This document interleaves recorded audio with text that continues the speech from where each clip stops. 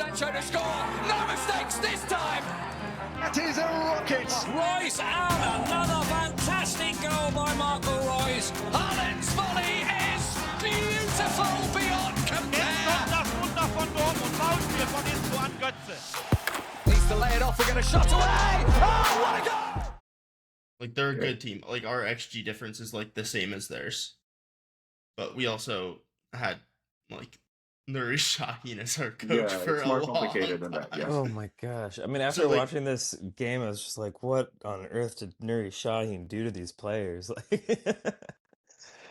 That's a great cold open, and this is, like, the first time we've had a good one that I, like, didn't even intend it.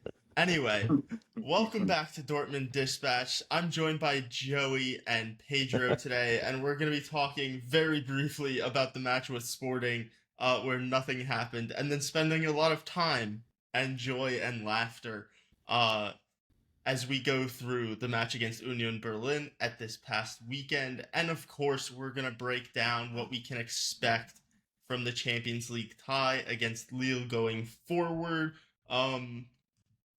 Do we need to talk at all about the match beyond, like, bad finishing, a little unlucky? Let's move into the quote from Emre Can, which is not great.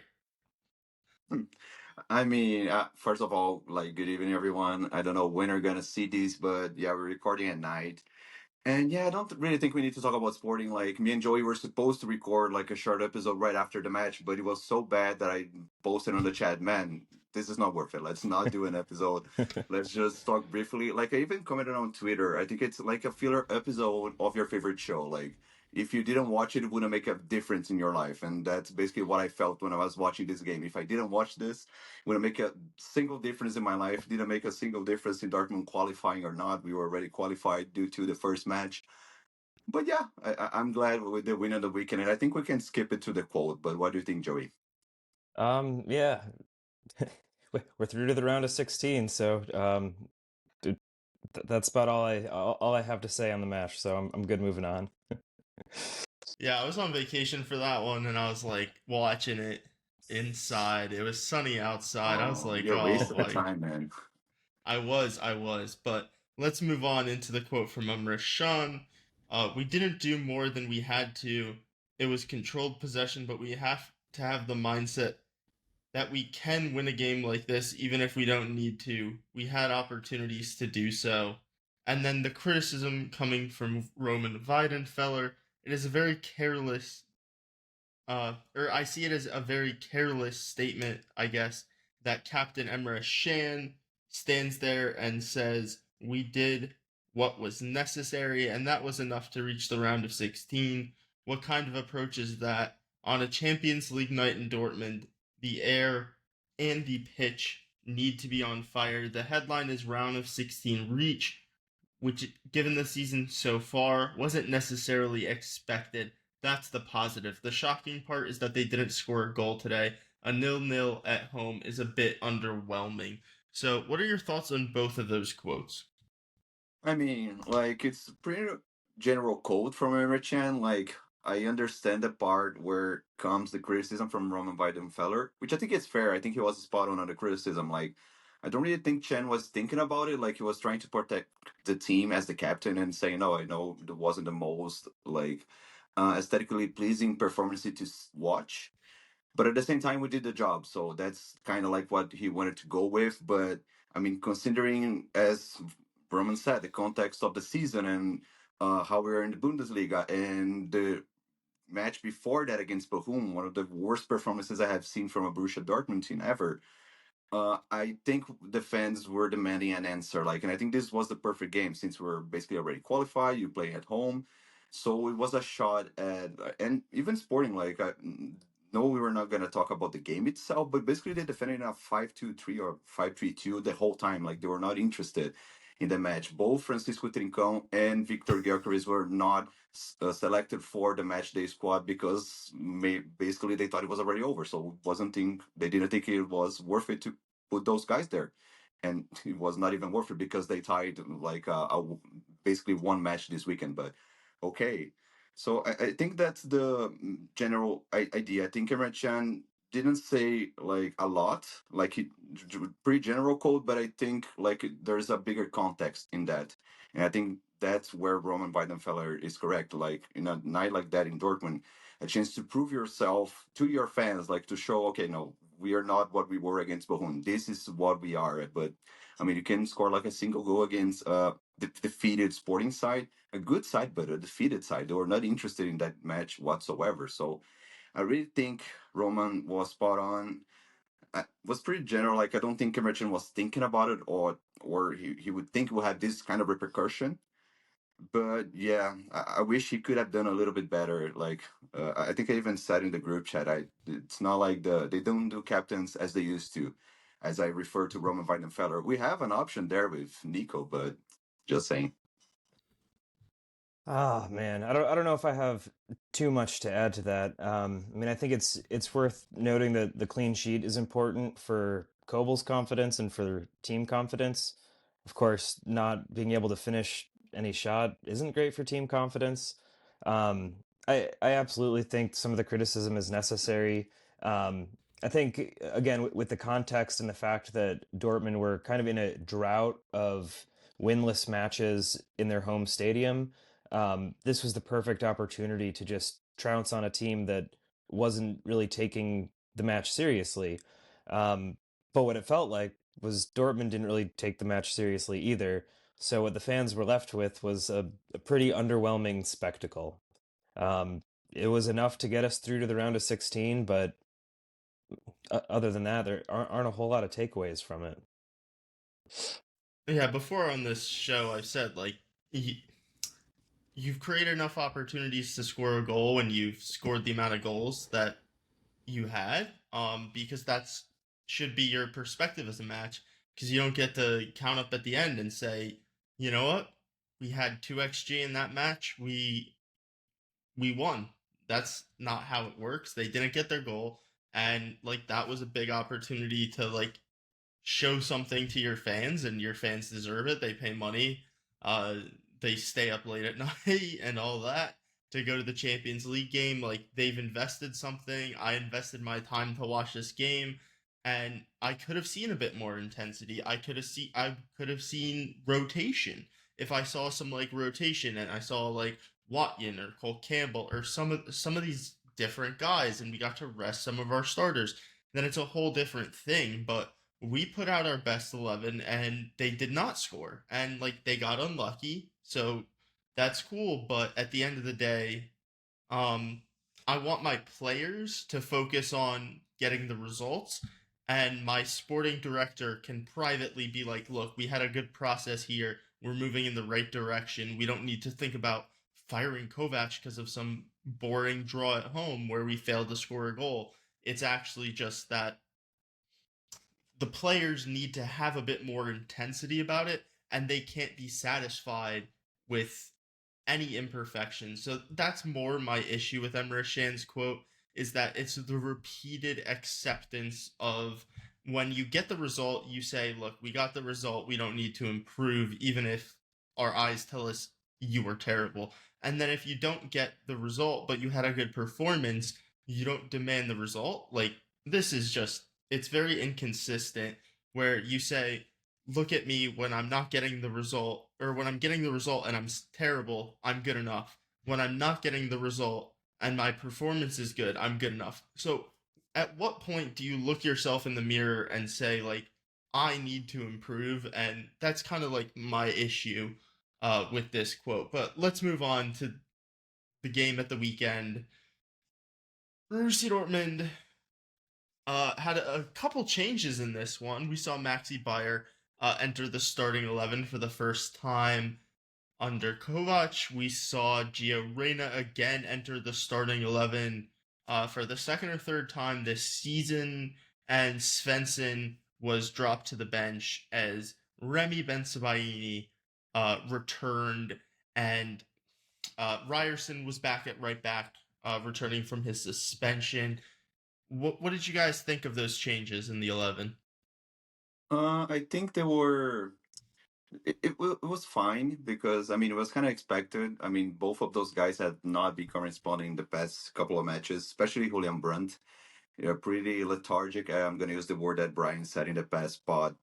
And I really think that showed out only against Bohun, but against Sporting as well. So I think that was the tip of the iceberg. And then I'm not even sure that's the right expression, but either way, I don't think Julian Brandt deserved to be the starter. He was already asking for some bench. And Giorena got in, didn't do much as well, but at least was a reasonable change and it made sense. About Gittins, I also understand like he has become a little bit predictable with his dribbling and always going to the byline.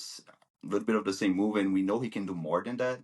But I think he looked a little bit too repetitive in the past few matches, and I think he kind of deserved the benching as well. It might also be good to him. Like it's not like the changes did not make sense at all. I thought we lost a little bit of depth with, depth on the flank with getting speed and predictability.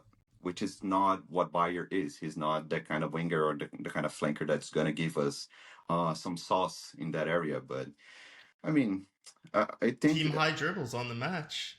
yeah, but still, it's not the same. It's not the same player. It's not Bayer. It's not that. Yeah, I'm just It's teasing still you. more We all Bayer, know but they're Brian different plays. players. Yeah. But yeah, no, they made sense, and I think it was healthy for the team, just and for the players who were benched too, who realized, man, we're not performing well enough to be in the 11. So I kind of like how the left back situation at Borussia Dortmund has very suddenly turned from lack of depth to um, two very comfortable players. I've been really impressed by Daniel Svensson in the few matches that he has played for Dortmund. So, but at the same time, I'm not surprised that Bensebaini retained that starting role, and we really saw some of Bensebaini's talent in this match too. That tackle he made that got Gross the ball. I think that was for the second goal. Gerassi's. Was it the second goal? I'm trying to. There's so many goals. How often does this happen? Um, but I mean, just some of those tackles like that. It's such precision, and it's a reminder that he really does deserve that role. But at the same time, a player like Svensson can come in and relieve somebody like Bensebaini. If one of them is injured, we always have we will have that backup moving forward. Um, I know that Julian Brandt picked up a knock, but I do think Gio Reyna deserved the start, um, just to switch it up because Brandt I think has been struggling a bit, and I don't know how much that has to do with match fatigue because it just seems like he plays 900 minutes every week. I have it pulled up actually. Julian Brandt is on 21 Oof. 2,147 minutes, which is about like a starter, rotational starter, like your 8 to 10 guy on. That's what they'll get in the league on a full campaign. And we're obviously not even into springtime. So Julian Brandt has racked up minutes. You have a guy in Gio Reyna who can come in and do some things, and like yeah, he's gonna need to rotate in at some points because that'll only help Julian Brandt in my opinion. For sure. And I was happy to see Bayer get the start. I mean, it certainly has seemed like Niko Kovac sees something in Bayer. He's been used as the first sub in, I think, each of Kovac's matches so far, except for this one. Um, so it was good to see him start. Definitely different profile from Gittins. I don't know if I have too much more to add about Gittins right now. I think he's going through a little bit of a rut in his form. I'm sure he will find it again once he utilizes some of that talent we know he has. Predictable, yes. Needs to pick his head up and make that pass a little bit more often, I think. But being dropped for a match or two, I think will be good for a player like Gittins because we're getting that competitive edge back into the lineup. I think there were some reports recently that it was seeming like the starting 11 for Dortmund was a little bit too obvious. And I think some of these players really do need to be pushed by competition within the squad. So bringing a player like Chukwuemeka in, for example, that's somebody who may push Brandt to reach a higher level where Gio Reyna might not be. Um, it, and we can talk more about Reina later, because I was a bit disappointed with him in comparison to Yeah, we'll talk about Reyna a yeah. bit later. We don't need to talk about him too much right now. We don't want to give away anything, but I'll talk a little bit more about Jamie Gittins because I have been a bit critical, but I want our viewers to know that I don't think it's about his play as much as it is about his usage, because this is a guy last season finished between the DFB Pokal, Champions League, and League on like 13 to 1400 minutes, like in that range. This season, he's almost double that. Like, he will finish on double the minutes he did last season. So, him essentially running out of gas at times is going to be expected at this stage. And I think giving him a rest and not playing him from the start for a couple matches would do him and the team a world of good, because like being exceptional at one trick is very good when you're on top of everything, but he hasn't been for the last couple matches, and just giving him a bit more rest will kind of sort everything out in my opinion, and that's all that's needed right now.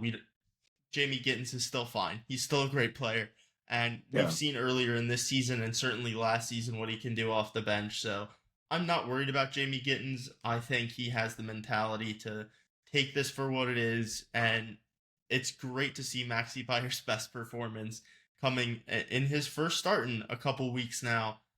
So let's talk a little bit more about this match. So I think we played in 2-3-2-3 essentially, with uh, our left back inverting into that double pivot, um, and our right back kind of pushing up a little bit as well, and then you would see our Gross and Reyna plays these like hybrid tens with one of our forwards kind of pushing up higher, one of our wingers pushing up higher. I mean, and that's kind of the shape we saw. What did you think of that, Pedro? I mean, it was pretty standard. Like from what we saw in the past few matches, that's a pretty like standard lineup formation in the build-up for Borussia Dortmund in that 3-2-5.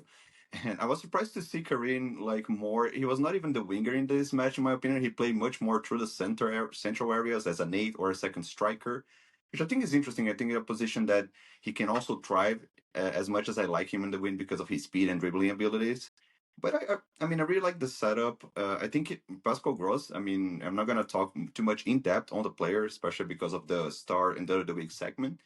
But I saw him way more as an eight, and he was way more engaged. Like, and not even him. I think the body language of all the players seemed different in this match. Like from minute one, and one thing that I noticed, even from Sporting, like was a pretty boring match as we spoke before. But I thought the counter press against Sporting already started to give us results, and that same pattern was repeated against Union Berlin this weekend. I think we counter-pressed really well, and I think that's mostly when we got those really good chances against Union Berlin. I think, as Joey said, the second goal was that counter press. Mr. gets the ball, and then Pascal Gross delivers a really good assist to Sergio Girassi. But overall, I mean, the game was, of course, great for us, 6-0. I mean, I was in a carnival parade. Here in Brazil, it's end of February. We have carnival parades for like 2 or 3 weeks. And I went one with my friends. So I didn't watch the match on demand. I watched the match one day after. And it was when I saw the final result, and my father texted me, like, does Dortmund just turn into Barcelona? Like, what's going on? Were you guys like losing every week? And I was like, I couldn't even believe on the scoreboard, because how did we score 6 goals? Like, they are not a bad defense. They only conceded 29 goals. I think was one of the top five defenses in the Bundesliga on goals conceded before the match against Dortmund. So I was like, oh my God, how did we score 6 goals? And I watched the whole match, and honestly, like, I mean, it's a good performance. I'm not saying it's not.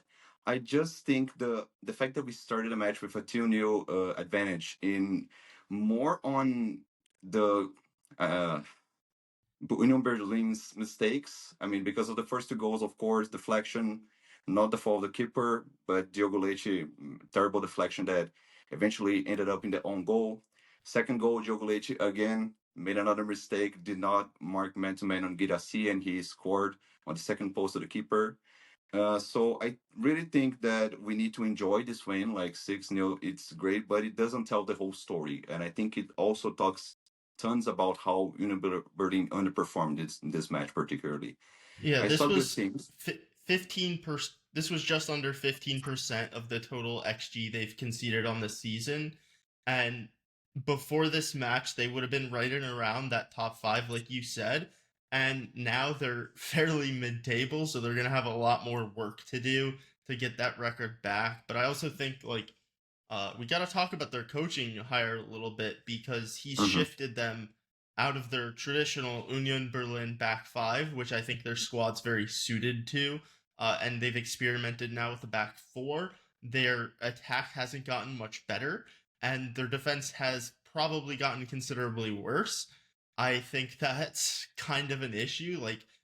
We talked on our show about how Dortmund can't switch to a back three consistently, even if they wanted to, because they don't have the personnel. Because we've been recruiting for a 4-2-3-1 for the last 10 years, essentially.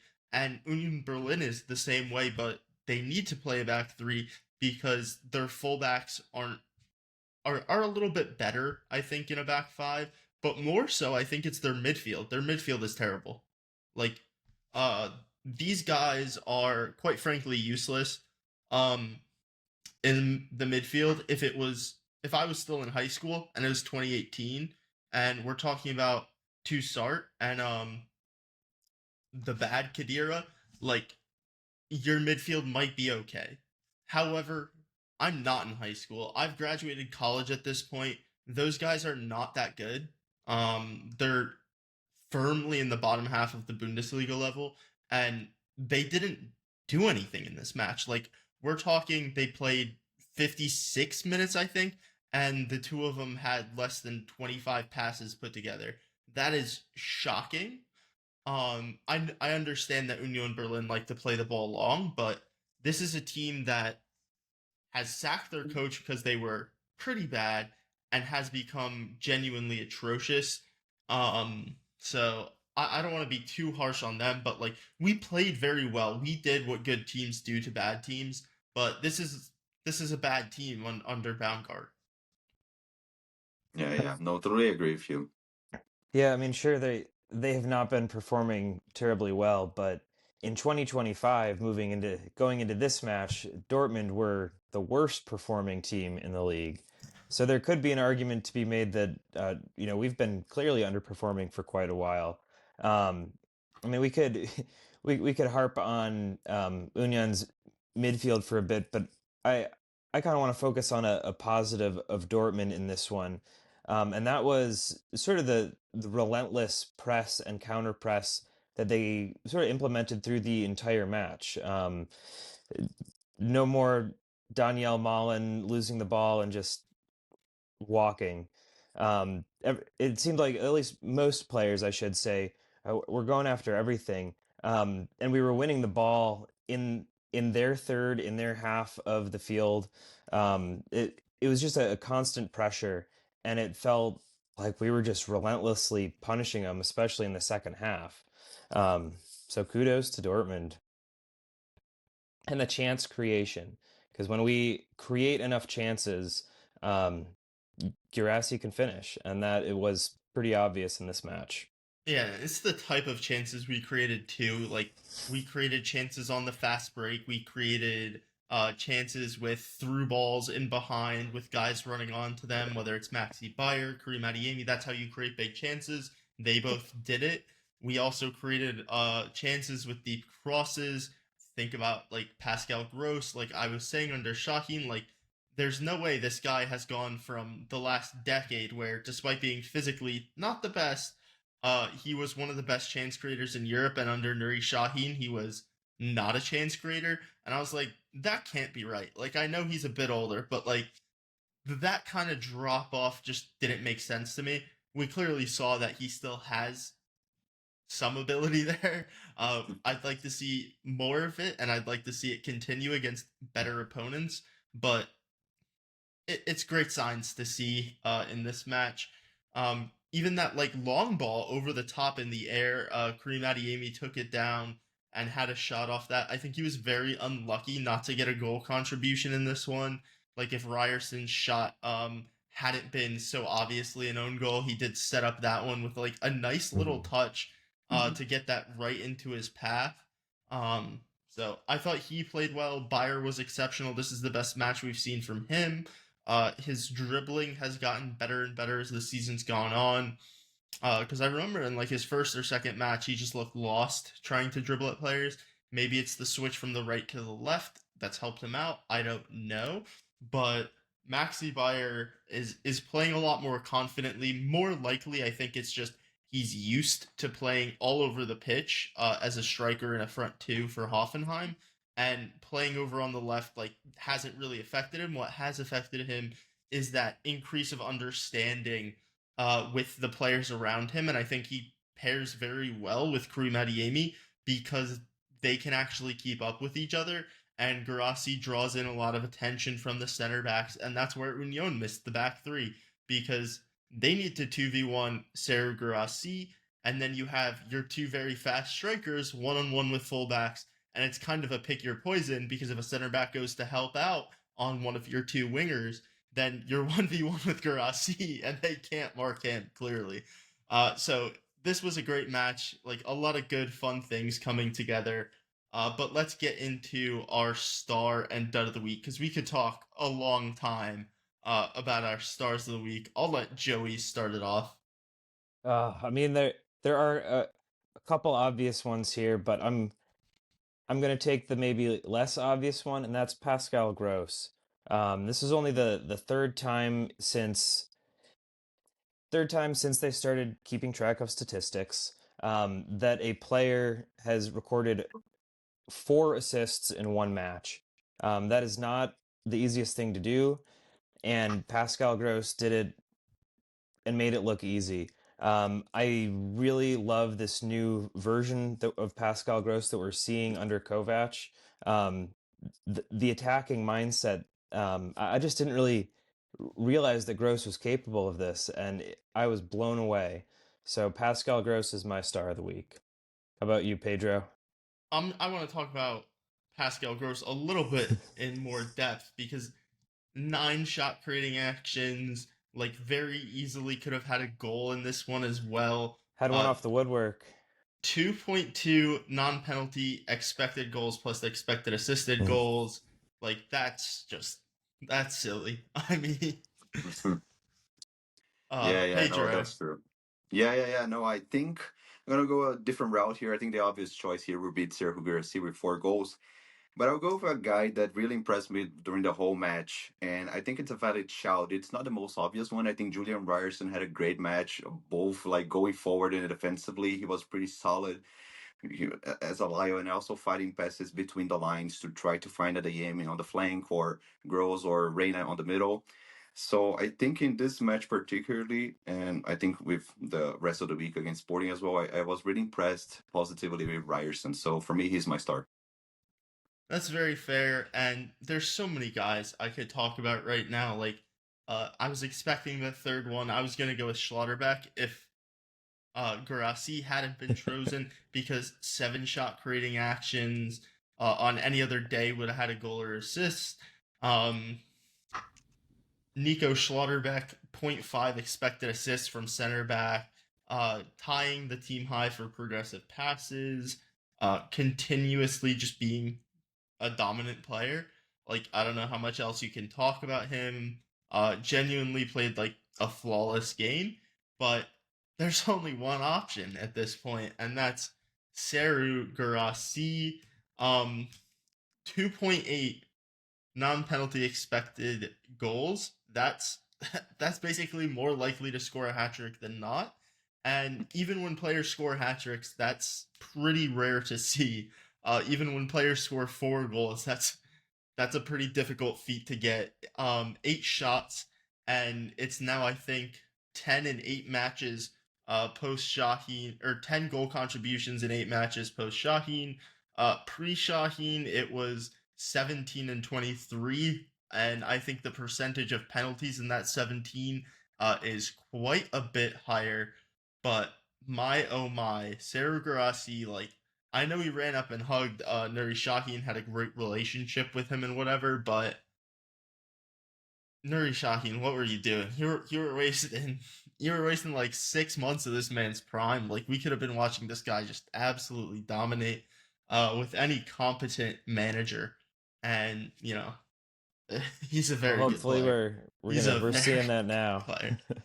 Yeah, I'm not sure if Maxi's shot cross would have trickled in regardless, but that's what strikers do, and I think he scored 3 of his goals in 8 minutes, but that 4 goals in 84 minutes, just a dominant performance.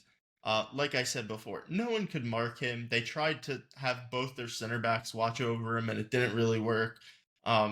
He could do whatever he wanted in this match. I mean, there's not much more to say.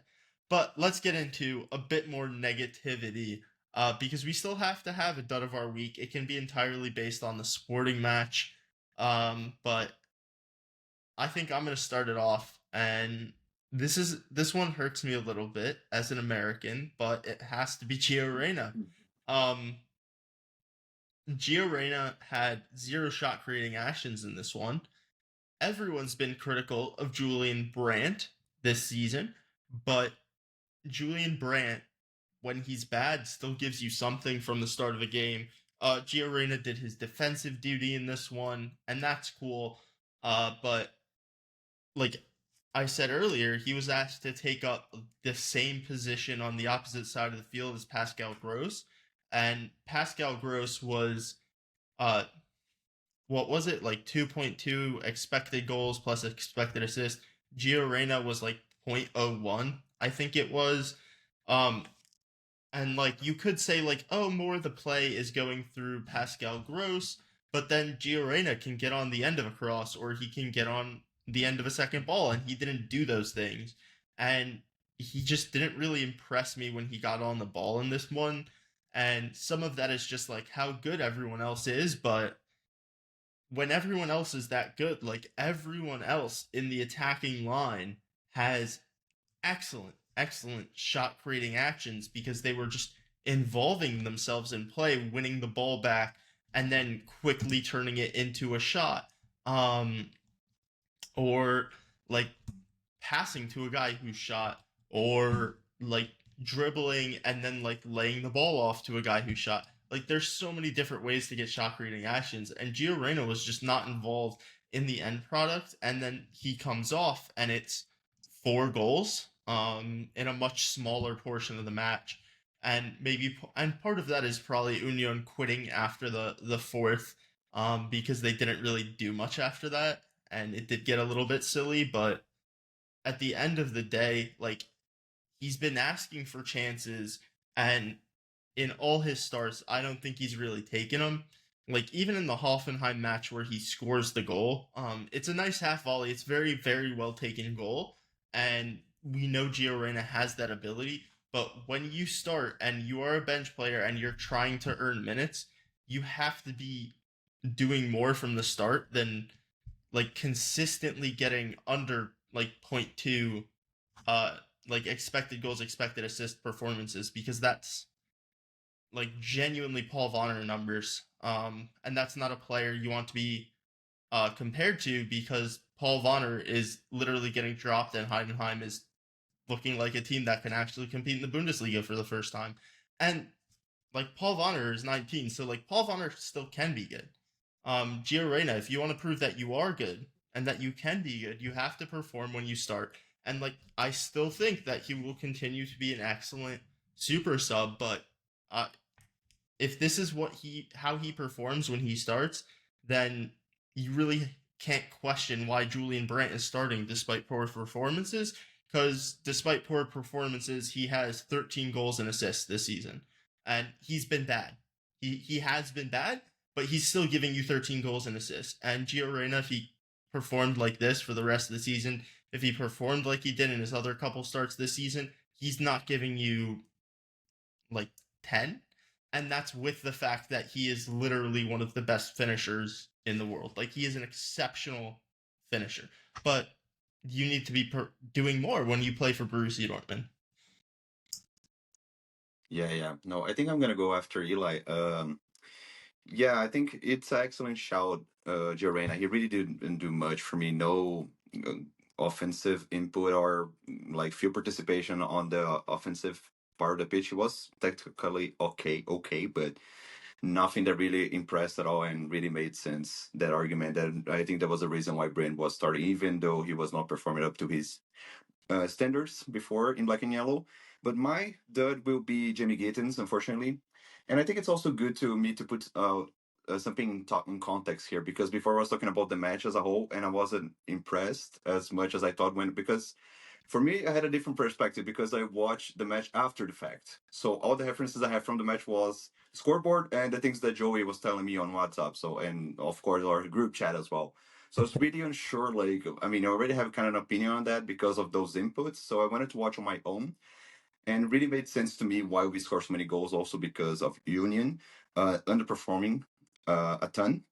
But I also think there are positives on this match. I'm not trying to be that guy bus killing and say, no, we're not supposed to celebrate. Of course, we're supposed to celebrate, but we just got to take it easy. We were not in the best position before that. So it's not like we just put 6 goals in Union Berlin. We are Barca and we're going back to the Champions League after that. So let's take the win. Let's take one thing I think Kovac said, and I really agree with him. It's about the confidence. Wins like that really give you the boost of confidence. It takes the pressure off the players in a situation that was really hurtful for them. So I think it's really good they're putting themselves in a position to have the confidence from the fans again, have their trust back, and then hopefully get a better form in more games going forward. But going back to my dud, I think Jamie Gittins has not been really good in the past few matches, and the fact that he was dropped for Max Bayer is already an example of why he has not been on his best week. Oh, he was also substituted against Sporting by halftime, so that can tell you how bad he was on that match. Unfortunately, I really like Jimmy Gittins, and let's not forget, guys, he's only 20 years old, plenty to develop. He's gonna make mistakes. He's gonna uh, go to the byline every time sometimes, but he has to learn with his mistakes, and eventually being benched could be a good thing for him. And I think that's unfortunate because I thought he was one of our best players this season, aside Nico Schlotterbeck. But for me, Jamie Gittins, you are my dud, but you're all forever going to be in my heart. Unless you go to Bayer, so you're not in my heart anymore. I think you're both spot on with those picks. I was trying to think of who's a third person I could pick from this past week that was a dud, and I mean, even Emre Can as a center back was partially responsible for 2 clean sheets. So I think picking anybody other than these two would be a bit of a disservice to them. I am going to go with Gio Reyna. Like Eli, it upsets me as a American and a fan of the USMNT. But this performance was really unacceptable. I mean, when you're starting in the 10 role in a match that is 1-6-0, it's like, how did he not do anything? And sure, he did, like you said, he did a little bit defensively, but it just felt like he disappeared in the pitch in this one. I almost like forgot he was there at times, and he needs to be better. You can see why, like Eli said, you can see why Brandt is always starting. But I really do question Gio's future at the club, especially if Chukwuemeka sticks around, or especially the rest of the season, because we've already seen in a small sample size, of course, that there's a lot of promise behind Chukwuemeka. He seems hungry. He didn't get an assist in this one, but he came off the bench and he got I think like in hockey terms what they would call the second assist, 3 which shot is like creating actions, yep. 1 Um, goal creating action, which is the hockey assist you're talking about. Yep. So he wasn't impressive. He brought some speed, but more than anything else, he was getting on the ball, and that's what I felt like Gio Reyna wasn't doing. Um, and again, in that position, you just have to be doing more. So Gio Reyna, you are my dud of the week, and um, I hope you're better next time. Yeah. Chukwuemeka 17 touches to 31 in 21 minutes compared to 69, so that's half the touches in under a third the minutes, but it is a lot easier to do it against tired legs, because this season, even against Sporting, like Gio Reyna was excellent off the bench against Sporting, Like doing it off the bench is a lot easier. So we'll see what happens with Carney Chukwuemeka if he ever gets a start, but he did show a lot of promise, and like that receiving the ball in the turn before he drove up the pitch and played that hockey assist, that was a very, very sweet turn, even if I did criticize the Union midfielders for being about 5, 6 years past it. Um, yeah, very good cameo from him, and excited to see how he develops and Giorena like step it up. Because we're all rooting for Giorena, but let's move on to the next segment. And actually, let's first we just have to talk about a quick post-match quote from Niko Kovac. We had that little bit of luck with the own goal, which loosened things up for us. We won the ball a lot in the opposition half in the final third. I'm happy that we won a Bundesliga game as a team and as a club in a way that I liked a lot. I'm totally unimportant. I'm part of the team. I'm part of it in victories and also in defeats. We are not going to celebrate now. There's no reason to. Now we move on. Today has to be the benchmark in some areas, and especially against the ball. It's very easy to set a benchmark against the ball against Union. But what did you guys think of that? I think it goes really with what I said about the own goal. Like, and I was even doing like when I was doing my writing for the Union preview match. I think I remember writing down that if we didn't score first or we didn't score fast, I think that could be not in game, but it could had become make things harder for us, especially with the fans. Because if we go, for instance, to halftime and no scores, it's still being 0-0, I think you could probably feel like, oh, of course we're not there, but we're probably gonna feel the atmosphere as fans, even from abroad, just feeling tense. So like, oh my god, we really need this win, really need to show up as a team. And it didn't really like the first 15-20 minutes didn't really impress me as much. I was surprised when like of course I know about the goals, but I mean with the way we were performing, I thought we would be playing better since the beginning. But things started really working out after we scored the lucky goal, which is good. It happens, and good for us, good for Dortmund.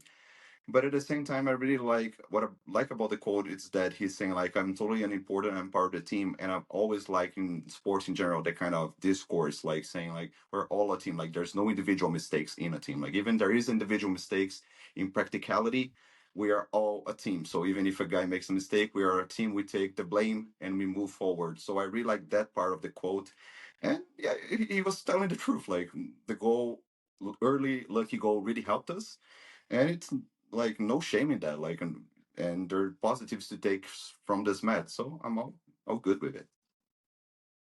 For sure. I mean, to me, there are two main things that I really like about this quote. And I think Pedro touched on both of them. The first one is that it's humble. Um, you know, Niko Kovac isn't trying to gloat. I like that kind of persona, especially at Borussia Dortmund. And the other thing is, you know, it is great that we got this win, but I can see why it's not necessarily a reason to celebrate. I mean, winning this game pulled us from 11th place into 10th place. If we're going to get into one of those European spots by the end of the year, then we need to win next weekend and the weekend after that. We need to link together some consecutive wins. I mean, Kovac being in charge has had two Bundesliga losses followed by this win, and it was a big win and it was an exciting win. But it's still only 3 points, and those 3 points are essentially the same 3 points we would have won if it was a 1-0 victory. So I mean, I think it kind of speaks to keeping our heads on straight and um, making sure that this is what is expected, or the win at least is what should be expected again. So hopefully this is signs of good things to come. Yeah, Optimistic. I really like that he goes to say that like he doesn't want the credit for this win, and that like this is the benchmark. This isn't something to celebrate. This is what we're supposed to do, and we're gonna go up against a team in St. Pauli that's underlying numbers are very similar. St. Pauli has the second worst attack in the league. Like their attack is even worse than Union's. I joke about Union's, but like Union has like a relegation fighting Bundesliga side attack. Like even in this match, like Tom Rotha plays like a 1-2, gets in the final third, and plays a really nice ball into the box that creates like a decent chance. He has a ton of quality. The rest of their attack, not necessarily. Like their forwards all suck. To be kind. To Union, Hollerbach, he was okay. Hollerbach was okay. Like, it's okay. Like, not long. no, he's not good. Um, but St. Pauli, like their attack got looted of all the good guys they had in the second tier. Um, their attack, like there's a clump right above St. Pauli and Augsburg in terms of attack. Like they have the two worst attacks in the league on about 23 xg. The next worst is Holstein Kiel on 26.3. And like if we're going and like Union's in that bunch essentially, like they're worse than Bochum even. Um Bochum's defense just doesn't do anything. But like this is the benchmark, and Kovac is right to say that. So like let's go out and see it again next week. I don't necessarily need to see a 6-0 next week, but like let's see another dominant performance. That's all we're asking for. That's all Niko Kovac is asking for. That's where he set the bar. Like, go do it again.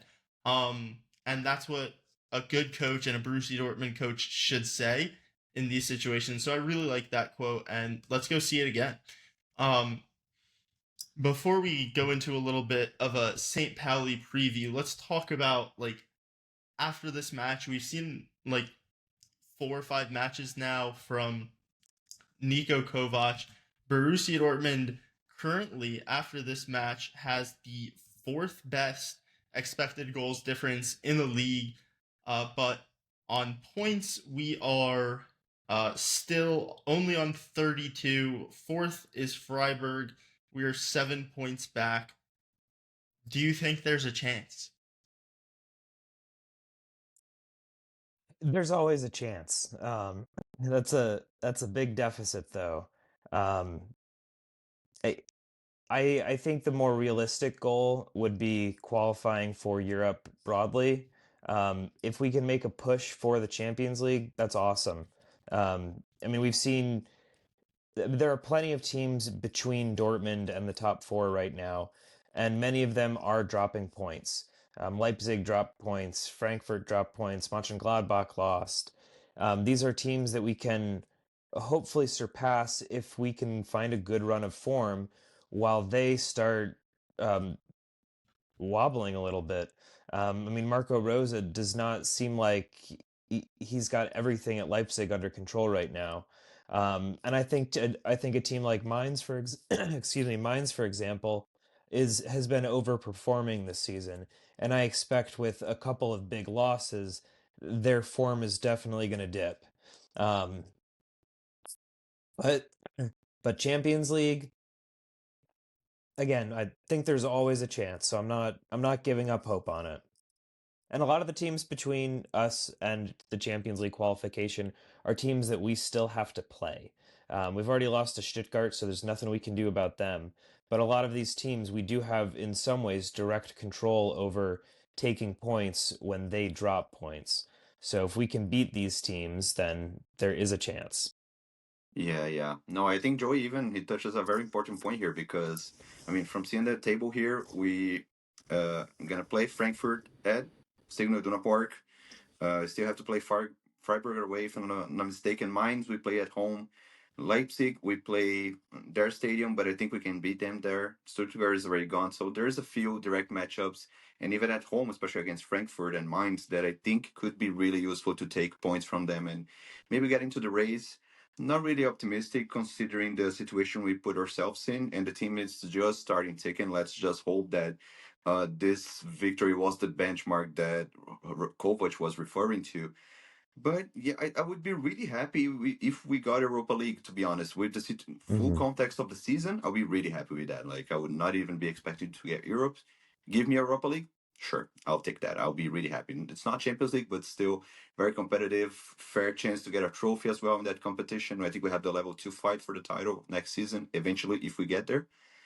But yeah, not sure about Champions League. I think we might be a little too late. I mean, we have reasonable margin still to get. So I'm not sure we're necessarily going to get there, but I hope we do. The positives for me are that if you look at some of the sides above us, like in terms of just getting Europa League, like I think if you're, I don't gamble. I cannot tell you what to do. This is not financial advice, but the idea that there are six sides playing better football than Borussia Dortmund that can sustain it over 34 match weeks in the Bundesliga, to me, I just don't think that is the case because, like I said, fourth best expected goal difference. There's really three very good teams in terms of expected goal difference. Bayern Munich, far and away, by themselves. Then Leverkusen, Eintracht Frankfurt, a distant third. And right now, probably post Terzic, we're playing a little bit better than they are. But even if you, or Terzic, excuse me, with Shaheen's record, we were still getting a little bit unlucky under Nuri Shaheen, statistically speaking. But performances are performances. But I think Borussia Dortmund, at the end of the day, we are now playing football that's on par with Stuttgart. Like us and Stuttgart are the two unluckiest sides in the league in terms of both conceding goals and uh, scoring goals. So I think that Dortmund, with a few more bounces in the coming weeks, a better vibe in the camp, like that's what leads you into the luck, and I think that can give you a chance. Currently fourth place is Freiburg. Freiburg's still like a positive expected goals difference side, only marginally. So I think they're catchable. I think the fact that Stuttgart is only 3 points ahead of us and they're technically playing the fifth best football, like that's not that big an advantage over the course of the season. They also don't have the same quality in attack. Like Dortmund consistently finishes over their XG year after year after year. That's not necessarily the case for Stuttgart, and they obviously lost a great finisher in Guirassy. So I think there's definitely a chance. Um, but it's not high just given the amount of points because at this stage of the season you might prefer an 8 point lead over playing better football. So we'll see what happens there. But now we have to get into the Champions League breakdown as Borussia Dortmund is coming up against Lille. So, what are you guys expecting from this match? Have either of you guys written anything about it yet for your other job, your paid job?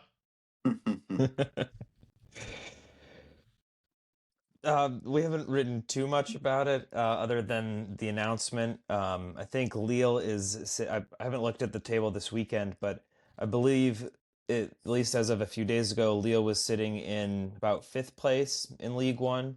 I don't really rate League One as competitive as the Bundesliga. However, I mean, this is still a squad that finished top 8 in the league phase of Champions League, so we shouldn't underestimate them, but I do believe that this is a beatable team. I wish that we had the second leg at home. The first leg is home, second leg is away, but I do think that Lille is beatable, and in some ways, I'm happier with the draw against Lille than I would have been against Aston Villa. Aston Villa just seems like one I feel like we would mess up or flub some way, but Lille I think we can beat.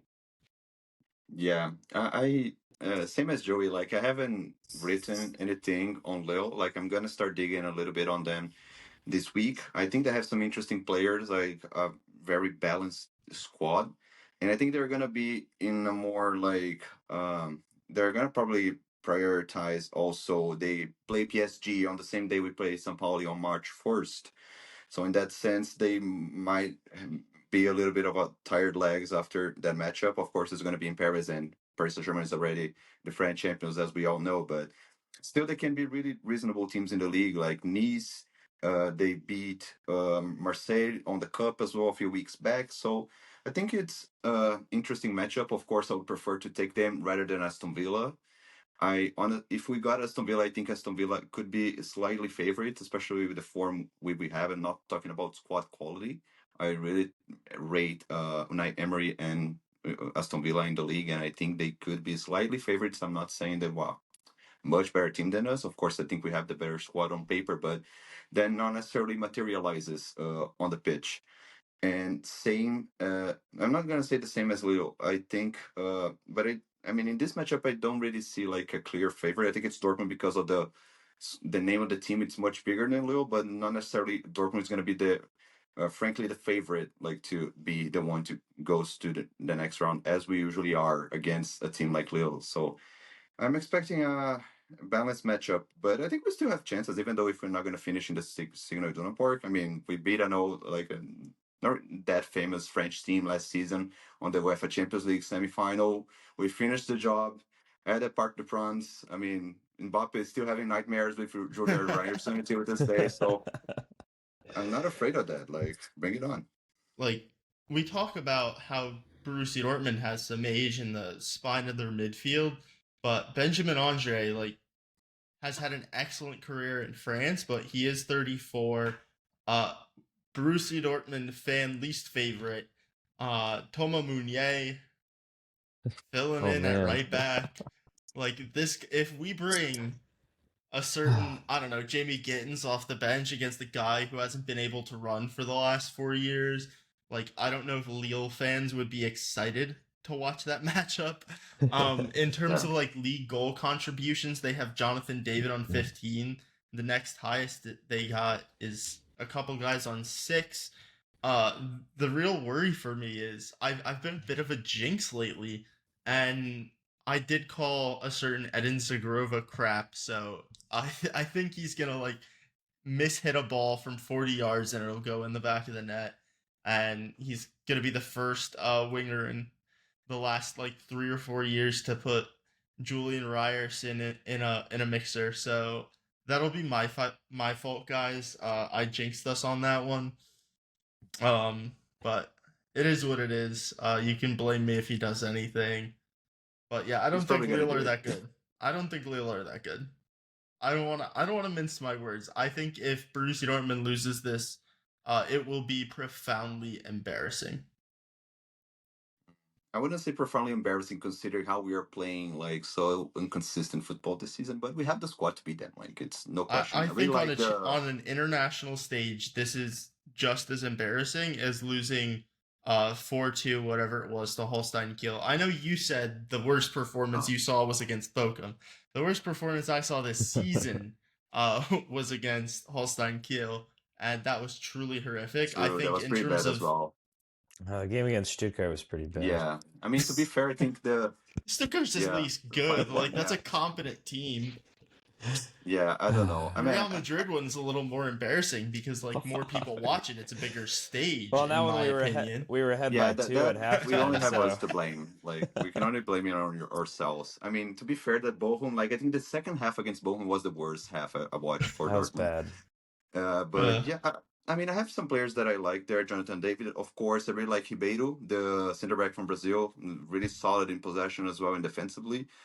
But I'm not sure it's going to be like with the conditions that we are in this season, of course. Normally, a club like Dortmund should beat Lille at any stage in the Champions League. I'm just contextualizing the whole season and how we are playing. I think we can beat them, of course. We have the tools to do it. But yeah, I don't think it's going to be embarrassing as losing to Holstein Kiel. I think that's way more embarrassing.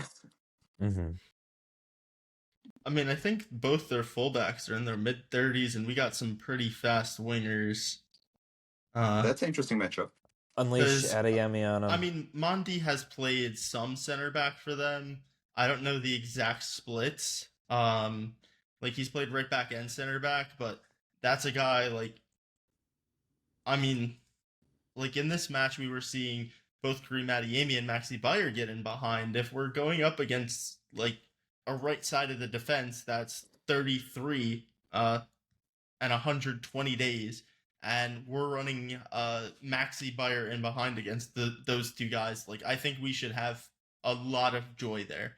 And like in terms of their midfield, like we talk about like the lack of physicality of Marcel Sabitzer and Pascal Gross, but Pascal Gross and Marcel Sabitzer are younger than a lot of their midfielders, Oh man. and like have a little bit more of an international reputation, have more international caps. Part of that's because they don't play for France, but like these are Champions League players like year in year out. Like this is Lille are a team that I think got knocked out in the Europa League like semifinals last year, quarterfinals. Like this is not a team that should be on Borussia Dortmund's level, and I think that the expectation should be to beat a team like Lille in the last 16. Like we're Borussia Dortmund. Like yeah, we've been crap under Nuri Sahin, but your Yeah, expectation is our good players should perform. They even performed it in the Champions League under Nuri Sahin, and like we should be able to get through this tie without it being like in a bad case scenario. You should be like, it's a little like. It should be comfortable. You should be a little worried in like a bad case scenario, but this is a tie that you should get through like 90 times out of 100. yeah, probably. I'm not even sure we're discussing this. We're probably gonna get our asses kicked by Barcelona in the quarterfinals if we go to either way. So Yep. Well, we could have a bit of positivity, Pedro. Like, who should be positive? The top what? 5 of the Dortmund Dispatch Fantasy League. And, I thought it was going to be me because last week I actually won. I was number 1 for Dortmund Dispatch on the week. However, big step back from yours truly. This week, 3 defenders scoring under 50 points. But you know who's playing very, very well? I don't, because it's not loading. Just kidding. We have Ryu Sanugi taking over top spot off Edward DC4. Edward, I know where you live, and I'm gonna go to your apartment tomorrow morning and laugh at you on your way to work. That's embarrassing. Pints of Bayer is in 3rd. The SA Germans is in 4th, and FC Clever Football Puns is in 5th, while I have fallen down to 8th, just 1 week removed from winning the week for the league. But that's it for us. Is there anything you guys want to plug before we head out? Are not gonna talk about, or at least a match prediction for St. Pauli? Oh, we score predictions. Yeah, do you want to Yeah. quickly Yeah, give no, a score as I said, prediction? like, I'm gonna start, like, it's not like, I don't think it's gonna be like a huge goal differential. Like, St. Pauli only scored 18 goals in 23 league matches for the Bundesliga. Of course, they did not concede much, 27, tied with Leverkusen, for instance. So I think it's gonna be like, I think a 2-1 for Dortmund. I think it would be good.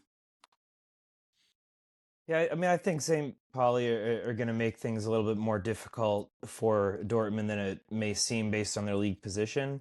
Dortmund always struggles with the teams that are struggling for some reason, probably because they're Dortmund.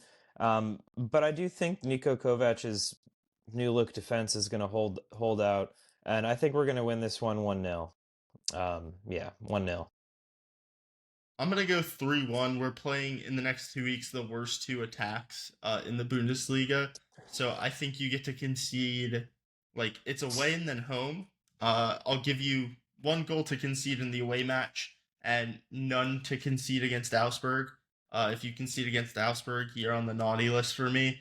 So yeah, I'll go 3-1, and then we'll record again before the Lille match. So score prediction will be on the next one. But do you guys want to plug anything? No, not particularly. Just follow us in all social media, Dortmund Dispatch, and also, of course, my work and Joey's work, and also our contributors on BVB Buzz as well. And I see you guys next episode. Yeah, check us out. Me and Pedro, BVB Buzz. Also follow Dortmund Dispatch. Check out the Dortmund Dispatch YouTube if you haven't. There's our shorts there now. Exciting stuff. Thank you for taking the words right out of your mouth, and we really appreciate out of my mouth, excuse me, Joey. And we really appreciate all your support on the YouTube recently. We've really been popping off there. We started like 30 views a month, and now we're up to 500, which is just incredible growth considering we only started it this season. If only Dortmund could improve at the rate of your guys' support. So we really appreciate that, and have a good one.